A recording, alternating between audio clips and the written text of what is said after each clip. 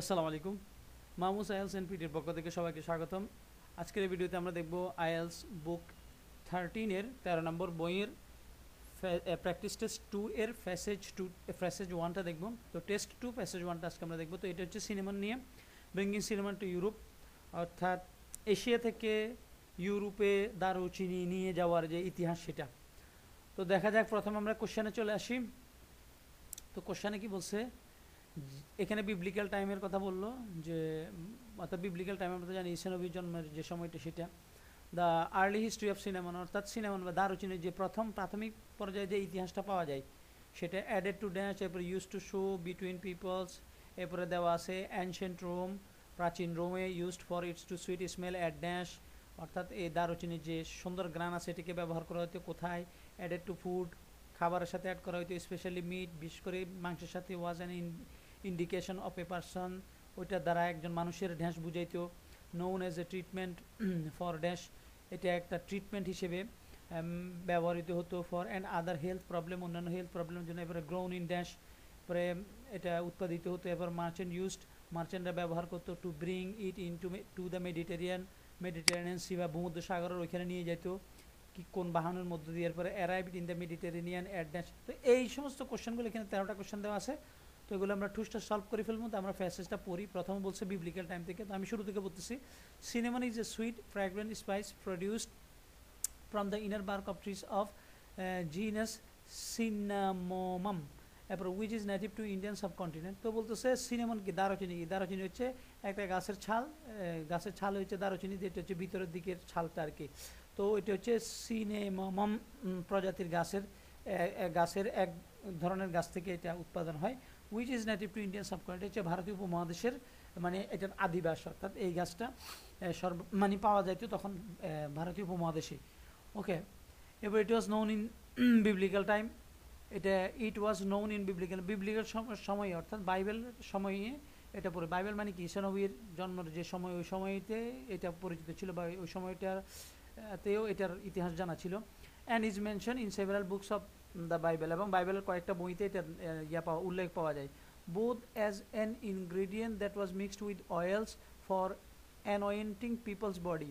তো এটা হচ্ছে মানে এটা ইনগ্রেডিয়েন্ট হিসেবে ব্যবহৃত হতো, উপাদান হিসেবে, যেটাকে অয়েলের সাথে মিক্স করা হতো, তেলের সাথে মিক্স করা হতো মানুষের শরীর ম্যাসেজ বা মালিশ করার জন্য।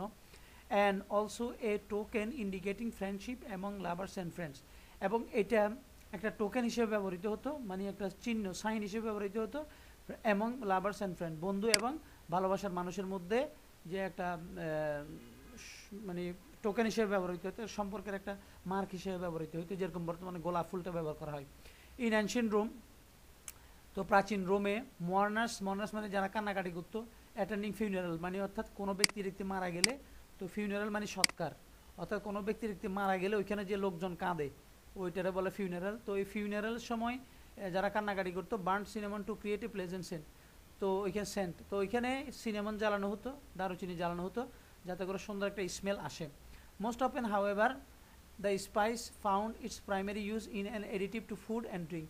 তো তবে বলতেছে অধিকাংশ সময় এই জিনিসটাকে, এই সিনেমনটাকে এটা খাবারের সাথে এবং ড্রিঙ্কের সাথে অ্যাড করা হতো, বা এটা দেওয়া হতো এটার সাথে, মানে ইয়ের জন্য আর কি, ভালো কোনো স্মেল পাওয়ার জন্য, অথবা স্বাদ বাড়ানোর জন্য। ইন দ্য মিডল এজেসে অর্থাৎ মধ্যযুগে, Europeans who could afford the spice used it to flavour food.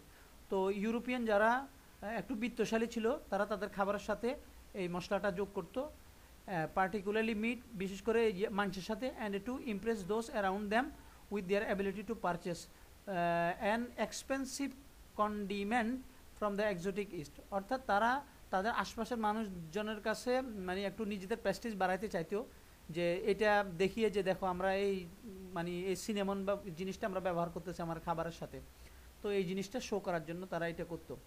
At a banquet, কোনো ভোজ, কোনো খাবার দাবার বা কোনো অনুষ্ঠানে, a host would offer a guest a plate with various spices piled upon it as a sign of wealth.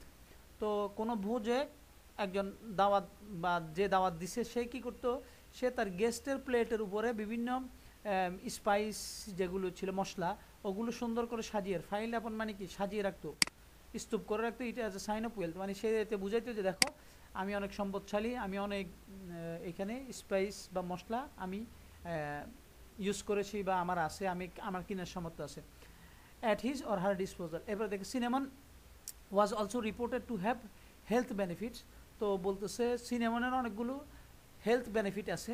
And was thought to cure various element, এবং বাবা হয় যে এটা অনেক রোগ সারাইতে পারে, সাচেস ইনডিজেশন, অর্থাৎ ইনডিজেশন মানে হচ্ছে বদহজম, এটা সারানোর সক্ষমতা রাখে।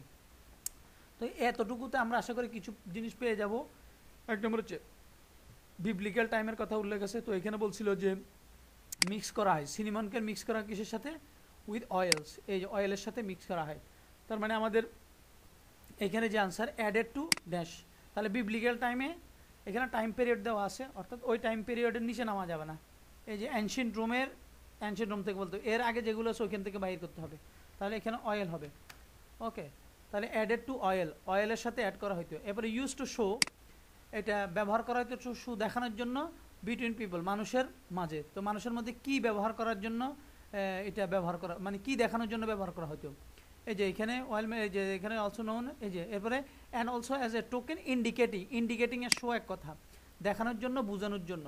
তাহলে ইন্ডিকেটিং ফ্রেন্ডশিপ, এই যে ফ্রেন্ডশিপ, তাহলে এই ফ্রেন্ডশিপ দেখানোর জন্য এই অ্যানশিয়েন্ট রোম থেকে পরের কোশ্চেনগুলো আমরা যাব, কিন্তু তার আগে এখানে দুইটা কোশ্চেন আছে। একটা হচ্ছে এই যে মিক্স করা হয়তো অয়েলের সাথে, দ্বিতীয় নম্বর কথা হচ্ছে ইন্ডিকেটিং বা শোয়িং ফ্রেন্ডশিপ এবং লাভার্স অ্যান্ড ফ্রেন্ডস, বন্ধুদের মাঝে এবং ভালোবাসার মানুষের মধ্যে একটা সম্পর্ক বোঝানোর জন্য এই জিনিসটা টোকেন হিসেবে ব্যবহার করা হতো। তাহলে use to show friendship between people, তারপর IENDSHIP, ফ্রেন্ডশিপ। ওকে, তাহলে অয়েল গেল।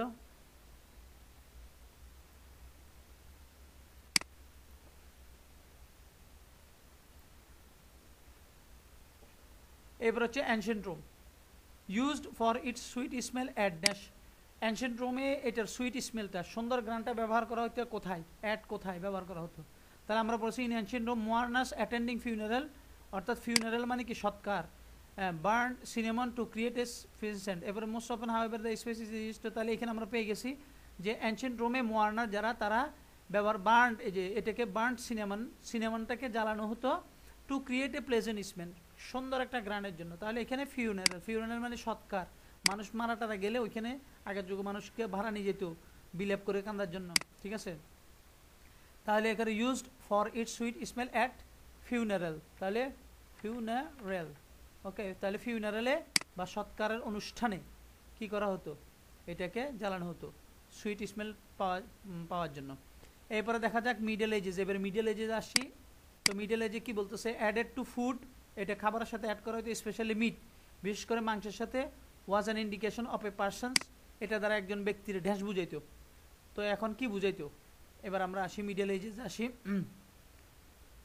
এরপরে মোস্ট অফেন হাউএভার, এরপরে ইন দ্য মিডল এজেস, মধ্যযুগে European who could afford the spice use it to flavour food, এরপর পার্টিকুলারলি মিট, আমরা পাই গেছি। তাহলে মিটের সাথে এটাকে অ্যাড করা হতো, বিশেষ করে খাবারের সাথে, তবে বিশেষ করে মাংসের সাথে।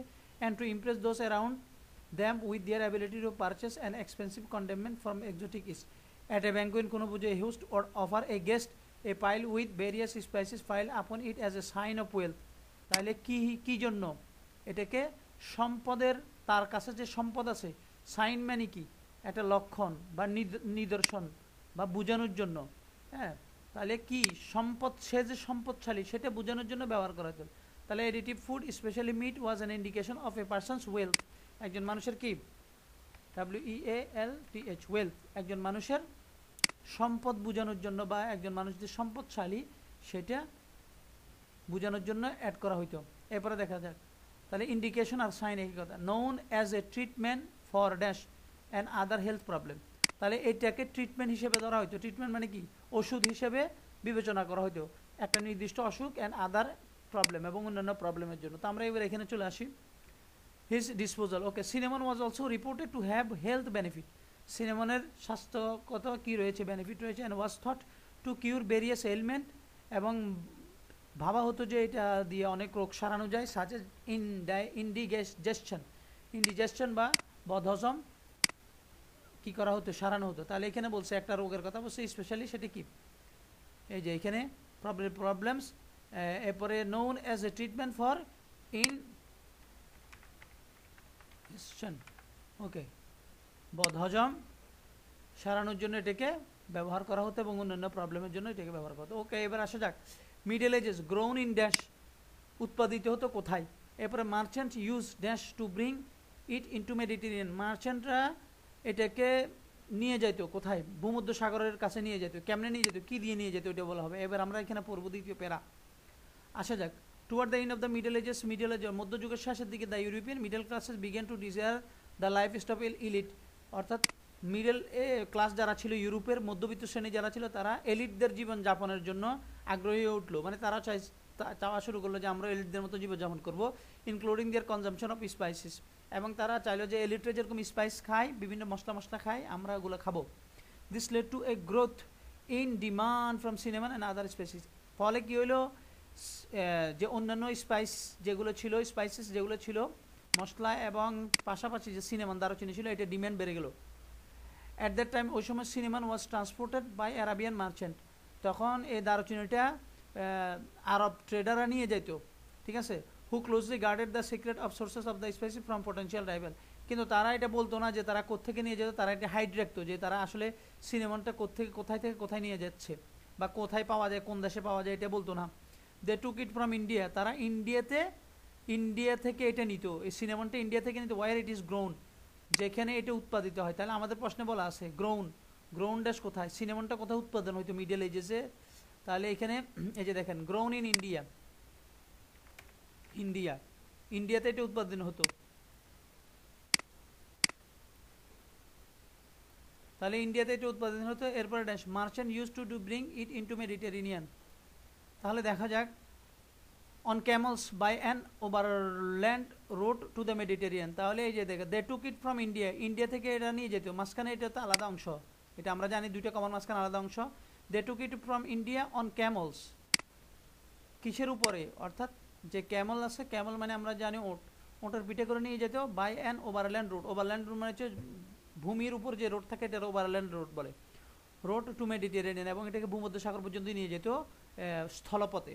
তাহলে ওভারল্যান্ড রোড মানে কি, ওভারল্যান্ড রোড মানে স্থলপথে তারা ভূমধ্য সাগর পর্যন্ত লইয়া যাইত। তাহলে camels to the Mediterranean their journey ended when they reach, তার মানে আমরা, এবং তাদের জার্নিটা শেষ হতো আলেকজান্দ্রিয়া বন্দর পর্যন্ত। তাহলে এই জায়গায় কি আছে, মার্চেন্ট ইউজ ক্যামেলস, ক্যামেলস, তাহলে তারা কি করত, তারা ক্যামেলস ইউজ করত,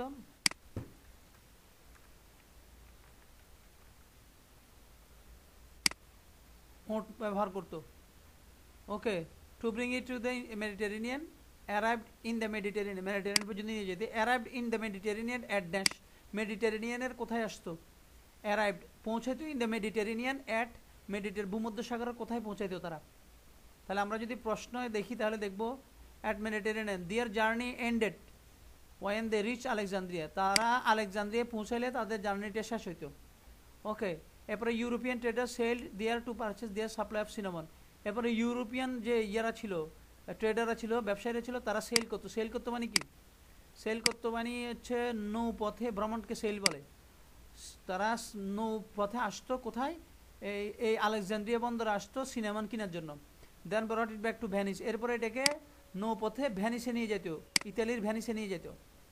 ওকে, the spice then travel from that great trading city to markets all around Europe, এবং ওই ভ্যানিসের বিশাল মার্কেট থেকে পুরো ইউরোপে ছড়াই পড়তো।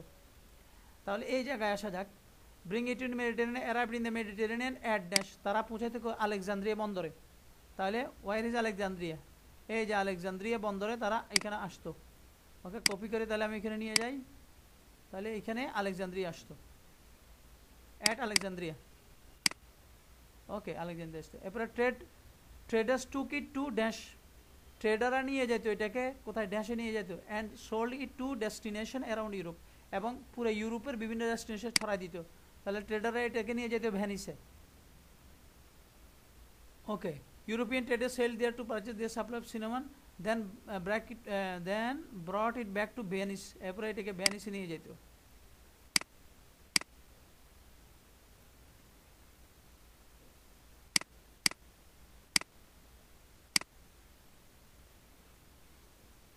এরপরে এটাকে নিয়ে যেত ভ্যানিসে and sold it to destination around Europe, এবং পুরো ইউরোপের বিভিন্ন জায়গায় বিক্রি করতো। এরপর আসেন 10 থেকে 13 নম্বর কোশ্চেন দেখবো, ট্রু ফলস নট গিভেন। আমরা আগেও পড়েছি ট্রু ফলস, যদি সত্য ইনফরমেশন এখানে যেটা দেওয়া আছে এটা যদি ফ্যাসেজে উল্লেখ থাকে ট্রু, যেটা দেওয়া আছে এটা যদি উল্টা থাকে, এটা উল্লেখ আছে কিন্তু উল্টে আছে তাহলে ফলস, আর যদি নাই থাকে তাহলে নট গিভেন। এবার আসেন 10, the Portuguese had control over the cinnamon trade in Ceylon through out the 16th century. পুরো 16 শতক ধরে পর্তুগিজরা শ্রীলঙ্কায় তাদের সিনেমনের যে ব্যবসা ছিল সেটার উপর তারা কন্ট্রোল রেখেছিল। তাহলে এবার আসেন, এবার আমরা এই জায়গায় চলে আসি। ওকে, তাহলে এদিকে আমরা একটু পড়ে দিই, আমি একটু পড়ে দিই, না হলে অনেকের আবার অনেকে চাই যে পুরো প্যাসেজটা পড়ার জন্য, তো আমি একটু করে পড়ে দিচ্ছি। ভেনিস থেকে দ্য স্পাইস ট্রাভেলড, এরপরে the spice had then travelled from that great city to, পুরো ইউরোপে ছড়াই পড়তো, because the overland trade route allowed for only small quantities of spice to reach Europe. এবং এখানে ওভারল্যান্ড মানে স্থলপথে ইউরোপের বাজারে এই সিনেমনটা খুব কমই ঢুকতো, মানে অত বেশি মানুষজন ওইখান দিয়ে নিয়ে যেতে পারতো না ওভারল্যান্ডে। And because Venice had a virtual monopoly of the trade, ফলে ভ্যানিসের যে মার্কেট ছিল ওই মার্কেটে সিনেমনের দামটা ছিল, মানে ওরা মনোপলি ছিল, ওরা যেভাবে মন চায় সেভাবে দাম নির্ধারণ করতো। Okay, the Venetian could set the price of cinnamon exorbitantly high, ফলে ওই ভ্যানিসের মার্কেটে মনোপলি থাকার কারণে তারা এটাকে প্রচুর দামে বিক্রি করতো। This prices couple with the increasing demand, ফলে এই মানে এরপরে এই প্রাইসের কারণে অর্থাৎ এত বেশি লাভ দেখার কারণে এটার ডিমান্ড বাড়ি গেল। Couple with the increasing demand, এরপরে spurred the search for new routes, ফলে এটার কারণে কি হলো, দিস প্রাইসেস, এই প্রাইসের কারণে মানে প্রাইস তো বেশি যাচ্ছে, এই জন্য নতুন রাস্তা অর্থাৎ টু এশিয়ায় গিয়ে নতুন রাস্তা দিয়ে গিয়ে, হ্যাঁ, by European eager to take part in the spice trade, নতুন রাস্তা খুঁজে এই সিনেমনকে ইউরোপের বাজারে বিক্রির জন্য তারা উঠে পড়ে লেগে গেল। এবার দেখো মানে এখানে ডিমান্ড তো বাড়তেছে, ডে বাই ডে ডিমান্ড বাড়তেছে। Seeking the high profits promise by the cinnamon market, ওরা সিনেমন মার্কেটের মধ্যে দেখা যাচ্ছে যে এই সিনেমন বিক্রি করে প্রচুর টাকা পয়সা ইনকাম করা যায়। Portuguese traders arrive on the island of Ceylon in the Indian ocean, এরপরে ভারত মহাসাগরে সিলন আইল্যান্ড অর্থাৎ বর্তমান শ্রীলঙ্কায় তারা পৌঁছালো কারা, পর্তুগিজরা। রোনালদোর দল, রোনালদোর দেশ, আপনার রোনালদোর দেশ। এরপরে ocean toward the end of the 15th century, 15 শতকের শেষের দিকে। Before Europeans arrived on the island, ইউরোপিয়ানরা ওই আইল্যান্ডে আসার আগে the state had organise cultivation of cinnamon, ওই শ্রীলঙ্কা প্রচুর পরিমাণে কী হইতো আপনার সিনেমন চাষ হইতো। People belong to the ethnic group call the Salagama, যে সমস্ত এথনিক গ্রুপ মানে ওইখানে আদিবাসী যাদেরকে সালাগামা বলা হইতো, তো এরা কী করতো, would peel the bark of young shoots of the cinnamon plant, তারা একেবারে সিনেমন যে গাছ আছে দারুচিনি গাছের খাল উপরে যে ছালটা আছে ওই ছালটা তারা তুলে নিত। ইন দ্য রেনি সিজন, কোথায় বর্ষাকালে, ওয়েন দ্য ওয়েট বার্ক ওয়াজ মোর প্লায়েবল, যখন ওই বার্কটা অনেক বেশি কি থাকতো, লুজ থাকতো। প্লায়েবল মানে সহজ, মানে এটা ছোলানো বা ওইটা থেকে তুলে নেওয়া, গাছ থেকে তুলে নেওয়াটা সহজ। ডিউরিং দ্য ফিলিং প্রসেস, ওই ফিলিং প্রসেসের সময় মানে যখন গাছ থেকে ইয়েটা তুলে নিত, they curled bark into stick shape still associated with the spice today, তারা কী করতো, এটাকে রুল করতো মানে আমরা যে রোল খাই ও এই ইয়েটাকে বার্কটাকে এভাবে রোল করে রাখতো, ঠিক আছে, এবং এরপরে বার্ক ইনটু দ্য স্টিক শেপের মতো করে এটাকে রোল করতো, ঠিক আছে। বর্তমানে আপনি দেখবেন যে সিনেমান দারুচিনিগুলো এগুলো এক ধরনের রোল করা, ঠিক আছে, এগুলো ওই টিউবের মতন রোল করা। The Salagama then gave the finish product to the king as a form of tribute, এরপরে সালাগামারা এই জিনিসটাকে ট্রিবিউট হিসেবে দিত, রাজাকে দিত ট্রিবিউট হিসেবে। ওকে, পরে দেখো ওয়েন দ্য পর্তুগিজ অ্যারাইভড, এরপরে পর্তুগিজদের কথা বলা হয়েছে, যখন পর্তুগিজরা আসলো, they needed to increase production significantly, তারা চিন্তা করলো যে আমাদের প্রোডাকশন বাড়াইতে হবে। And so enslaved many other members of the Ceylonian native population, ফলে তারা ওই সিলোনের যে আদিবাসী মানুষজন ছিল তাদেরকে স্লেভ করা শুরু করলো, ইনস্লেভ করা শুরু করলো, মানে কি দাস বানাই ফেললো। Forcing them to work in cinnamon harvesting, এবং সিনেমান হারভেস্টিংয়ে তারা তাদেরকে ফোর্স করতে লাগলো, তারা তাদেরকে ওইখানে মানে বাধ্য করতো। ওকে, আমাদের দেশে যেরকম নীল চাষে বাধ্য করতো এরকম। এরপরে 1518-তে পর্তুগিজরা কী করলো, সিলনে একটা ফোর্ট বানাইলো, যেটা তাদেরকে এই আইল্যান্ডে তাদের যে মানে ব্যবসা সেটাকে প্রোটেক্ট করতে সক্ষম করলো, মানে তারা ফলে এর কারণে তারা ওই আইল্যান্ডের মধ্যে স্থায়ী হয়ে গেল।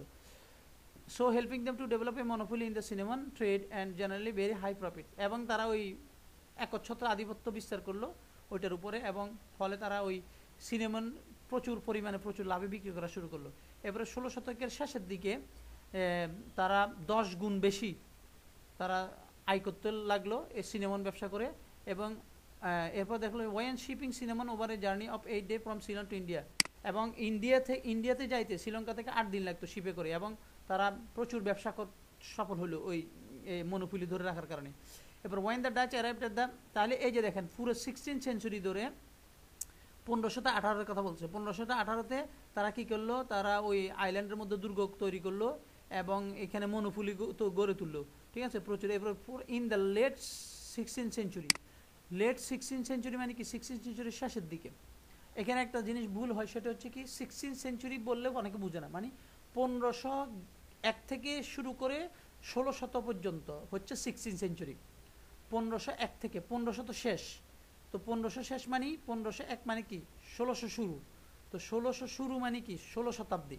তাহলে এই 16 শতাব্দীর শেষের দিকে তারা কি করলো, 10-fold প্রফিট, অর্থাৎ তারা এখানে 10 গুণ লাভ করতে শুরু করলো সিনেমন ব্যবসা করে। কথা বুঝে আসছে?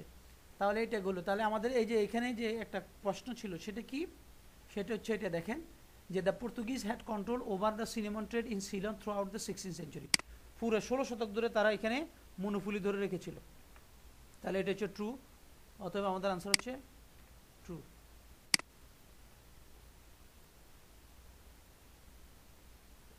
এবারে দেখা যাক, আচ্ছা এরপরে কোশ্চেনটা পড়ি, তাহলে আনসার বার করতে সহজ হবে। কোশ্চেন কি, the Dutch took over the cinnamon trade from the Portuguese as soon as they arrived in Ceylon. অর্থাৎ শ্রীলঙ্কায় তারা আসতে না আসতে, কারা, ডাচরা আসতে না আসতে তারা সিনেমন মার্কেটে আধিপত্য বিস্তার করলো, এবং Dutch took over the cinnamon trade from পর্তুগিজদের থেকে পর্তুগিজদেরকে হটাইয়ে তারা সিনেমন ব্যবসাতে আধিপত্য নিয়ে নিল। এখন এবার আসেন এখানে, when the Dutch arrived off the coast of the southern Asia at the very beginning of the 17th century. 17 শতকের একেবারে শুরুতে যখন ডাচরা আসলো, কোথায় ডাচরা আসলো, এশিয়াতে, সাউদার্ন এশিয়াতে, they set their side on displacing Portuguese as a king of cinnamon. তারা চিন্তা করলো যে না, এই পর্তুগিজদেরকে, তারা তো এখন সিনেমন ব্যবসার রাজা হয়ে আছে, তাদেরকে এখান থেকে হটাইতে হবে। তারা একচ্ছত্রভাবে সিনেমন বা দারুচিনির ব্যবসাটাকে তারা নিজেদের নিয়ন্ত্রণে নিয়ে রেখেছে, ফলে তাদেরকে এখান থেকে হটাই দিতে হবে। The Dutch allied themself with candy. এরপরে ডাচরা ক্যান্ডিদের সাথে কি করলো, যোগ সাজস করলো, বন্ধুত্ব স্থাপন করলো। And inland kingdom on Ceylon. এই ক্যান্ডি ছিল ইনল্যান্ড কিংডম, অর্থাৎ ভিতরে একটা রাজ্য ছিল শ্রীলঙ্কার। In return for payments of elephants and cinnamon, অর্থাৎ রিটার্ন মানে পরিবর্তে, পেমেন্ট এলিফ্যান্ট এবং সিনেমনের পরিবর্তে they protect the native king from the Portuguese. অর্থাৎ তারা বললো যে, ডাচরা বললো যে তোমরা পর্তুগিজদের থেকে যদি রক্ষা পেতে চাও তাহলে আমাদেরকে তোমরা হাতি দিবে এবং আমাদেরকে সিনেমন বা দারুচিনি দিবা। ওকে, তো এবার দেখেন 1649-এ ডাচরা কি করলো, 150 বছরের পর্তুগিজদের যে মনোপলি একচ্ছত্র ব্যবসা ছিল দারুচিনির উপর, সেটা ভেঙে দিল। When they overran and occupied their factories. এবারে তারা দখলে নিল, ওভাররান মানে দখলে নিয়ে নিল, এবং এটাকে অকুপাইড মানে কি করা, দখল নেওয়া। ওভাররান মানে কোনো একটা জিনিসের উপর দিয়ে নিজেদের কর্তৃত্ব স্থাপন করা, ফ্যাক্টরিগুলো নিয়ে নিল। ওকে, তার মানে কততে, মানে তারা 1649-এ তারা এটা করলো। তারা কিন্তু এই যে beginning of the 17th century শুরুতে আসলো, শুরুতে এসে চিন্তা করলো যে আমরা পর্তুগিজদেরকে হটাবো, এই দারুচিনি ব্যবসাটা আমরা নিয়ে নিব, তাদের মনোপলিটা ভেঙে দিব। তো এরপরে দেখেন আরও 50 বছর পরে গিয়ে তারা কি করছে, তারা এই যে 150 বছরের যে মনোপলি ছিল পর্তুগিজদের, এটা ভেঙে দিতে সক্ষম হয়েছে। By 1658 they had permanently expel the Portuguese from island. তারা শ্রীলঙ্কা থেকে পর্তুগিজদেরকে একেবারে চিরতরে কি করে দিল, ওইখান থেকে বিতাড়িত করে দিল। Their by gaining control of the lucrative cinnamon trade. এরপর তারা সিনেমন ট্রেডের যে লুক্রেটিভ মানে লাভজনক যে ব্যবসা, সেই ব্যবসাটা তাদের নিয়ন্ত্রণে নিয়ে নিল। ওকে, তাহলে এবার আসা যাক, এবার এখানে কি, the Dutch took over the cinnamon trade from the Portuguese as soon as they arrive in Ceylon. তারা সিলনে আসার সাথে সাথে এটা পর্তুগিজদের থেকে ব্যবসাটা নিয়ে নিল না।